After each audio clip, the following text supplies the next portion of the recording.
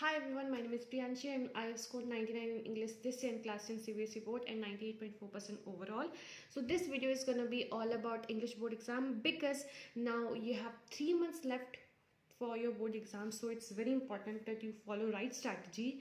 And क्योंकि हम लोग यूजुअली मैथ्स और साइंस पूरा साल पढ़ते हैं, इंग्लिश को पूरा साल नेगलेक्ट करते रहते हैं और लास्ट में हमको याद आता है कि इंग्लिश में ऐसा कोई चैप्टर इंग्लिश में ऐसा कोई सब्जेक्ट है. So now it's high time कि आप थोड़ा इंग्लिश को भी टाइम दो. First is read NCERT line by line. It is very important. ये वाला सेंटेंस आपको हर स्ट्रैटेजी वीडियो में मिल जाएगा because it is very important. जब तक आप लाइन बाय लाइन नहीं पढ़ोगे तो आपको कैरेक्टर स्केच नहीं समझ आएगा, आपको जो एक्स्ट्रा बेस्ड क्वेश्चन आते हैं आप वो टैकल नहीं कर पाओगे. So that's why line by line पढ़ना बहुत ज़रूरी है. एंड अभी और 3 महीना है तो यू स्टिल हैव टाइम कि अब आप हर चैप्टर को एक बार वन शॉट वीडियो देके आप पढ़ सकते हो. एनसीईआरटी अंडरलाइन द कीवर्ड जो आपको लगता है कि अगर इस एग्जाम में लिखेंगे तो अच्छा मार्क मिलेगा तो अंडरलाइन करो. And after that the second one is make a notebook for keywords. एक अलग नोटबुक बनाओ कि जहाँ पे हर चैप्टर का कीवर्ड्स और समरी लिखो.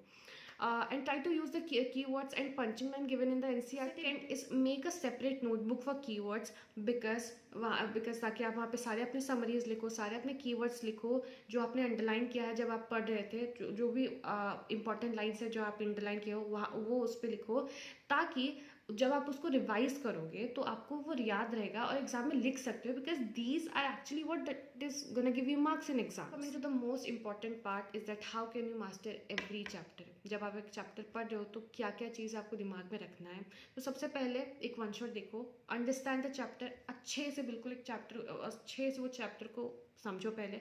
दूसरा समरी. उसके बाद थर्ड इज़ वर्ड मीनिंग. ये वाला पार्ट को आप स्किप भी कर सकते हो बट क्योंकि एक्सट्रैक्ट में कभी कभी वर्ड मीनिंग पूछ लेता है तो इसीलिए आई वुड रिकमेंड कि आप वर्ड मीनिंग भी थोड़ा बहुत देख के जाना. वो इस poetic devices like rhyme thing वगैरह, पोएटिक डिवाइसेस राइम थिंग भी देख के जाना बिकॉज ये क्वेश्चंस में आते हैं. टोन ऑफ द स्पीकर ये भी थोड़ा लाइक चैलेंजिंग और डिफिकल्ट वाला लगता है तो इसीलिए ये सब भी देख के जाना. ऑथर्स नेम में बहुत अच्छा इंप्रेशन देता है एग्जामिनर को चेक करने के वक्त. कीवर्ड्स और कैरेक्टर स्केच हर चैप्टर के हर कैरेक्टर स्केच करके जाना. तो एक चैप्टर कंप्लीट करने के बाद लाइक समरी, वर्ड मीनिंग ये सब अपने कॉपी में लिखने के बाद आपको क्या करना है, उसके बाद बैक एक्सरसाइज के जितने भी क्वेश्चन हैं उसको आप एटलीस्ट 2-3-4 बार खुद से लिखो. Should you present your paper because ऐसा तो नहीं है कि आप लर्न कर दिए मतलब मार्क्स मिल जाएगा. फॉर दैट आपको अच्छे से आंसर स्ट्रक्चर्ड वे में प्रेजेंट करना थोड़ा आना चाहिए.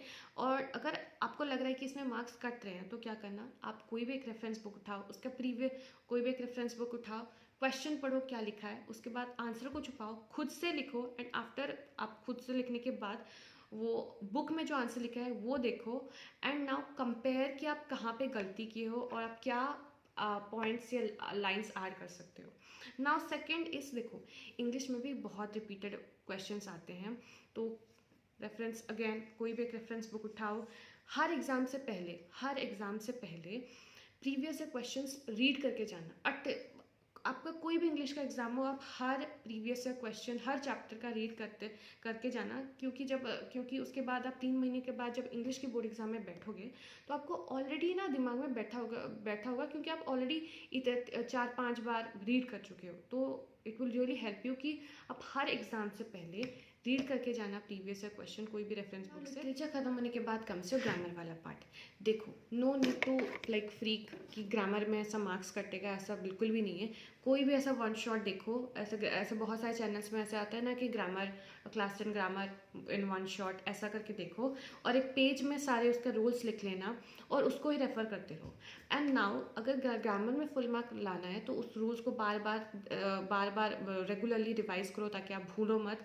एंड एटलीस्ट 20 सेट ग्रामर के प्रैक्टिस करके जाना है. आई नो ये 20 कैसे करना है ये बहुत बड़ा लग रहा होगा बट बहुत ईजी है. मतलब इतना ज़्यादा बिल्कुल नहीं है, बहुत कम टाइम लेता है तो आप आराम से अब 20 सेट तो कर ही सकते हो. तो उसके बाद आता है सेक्शन ए रीडिंग स्किल जहाँ पे बेसिकली सब बच्चों के मार्क्स कटते हैं. एंड आई कैन अंडरस्टैंड, मैं आप समझ रही हूँ क्योंकि मेरा भी लाइक 20 से मेरा 14-15 ऐसा मार्क्स आ रहे थे मेरे को.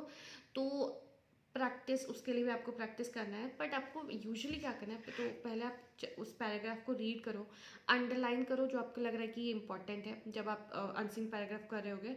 तो वाइल रीडिंग अगर आपको कोई वर्ड मीनिंग नहीं समझ में आ रहा है तो आगे बढ़ जाओ, बिकॉज जब मतलब अगर आपको एक वर्ड मीनिंग नहीं भी समझ आएगा ना, तो आप पूरा सेंटेंस पढ़ोगे तो भी आपको पता चल जाए कि बेसिकली बोल क्या है। कोई भी अनसीन पैराग्राफ में मास्टर नहीं बना सकता, आपको खुद ही प्रैक्टिस करना है। एंड आप एटलीस्ट 20 दो अनसीन पैराग्राफ आते हैं ना, एनालिटिकल पैराग्राफ एंड पैराग्राफ, और एक आता है, तो at least 20 set of unseen paragraph करके जाना। एंड उसके साथ आप ग्रामर के भी 20 सेट ऑफ क्वेश्चन आप कर सकते हो। एंड टाइमर रखना, बिकॉज कभी कभी ना अनसीन पैराग्राफ करने के वक्त पता नहीं चलता है कि कितना टाइम हो गया। 40 जो 15 मिनट आपको रीडिंग टाइम मिलता है ना, ट्राई करना कि आप उस 15 मिनट में एटलीस्ट एक पैराग्राफ रीड करने का, कि 40 मिनट के अंदर अंदर आपका सेक्शन ए रीडिंग स्किल खत्म हो जाए, बिकॉज इंग्लिश का पेपर लेंदी आता है। क्यों अनयूजुअली यहाँ पे गलती होता है कि बच्चों का पेपर छूट जाता है, तो इसीलिए 40 मिनट का टाइमर रखना, एटलीस्ट 20 अनसीन पैराग्राफ प्रैक्टिस करके जाना, ताकि आपका ऐसा सिचुएशन ना आए कि आपका पेपर छूट जाए। 40 मिनट का टाइमर रखना और at least 20 set of unseen paragraph करके जाना, क्योंकि आप करते जाओगे ना तो ऑटोमेटिकली आपको क्रिटिकल थिंकिंग वाला पार्ट काम करना शुरू हो जाएगा कि आप क्वेश्चन में पूछा क्या है, एंड कंप्लीटेड विथ एवरीथिंग। उसके बाद आपका टाइम आ जाता है सैम्पल पेपर करने का। जब आप सैम्पल पेपर करोगे तो 2 घंटा 40 मिनट का टाइमर रखना, ताकि 20 मिनट आप उसमें रिवाइज कर सको।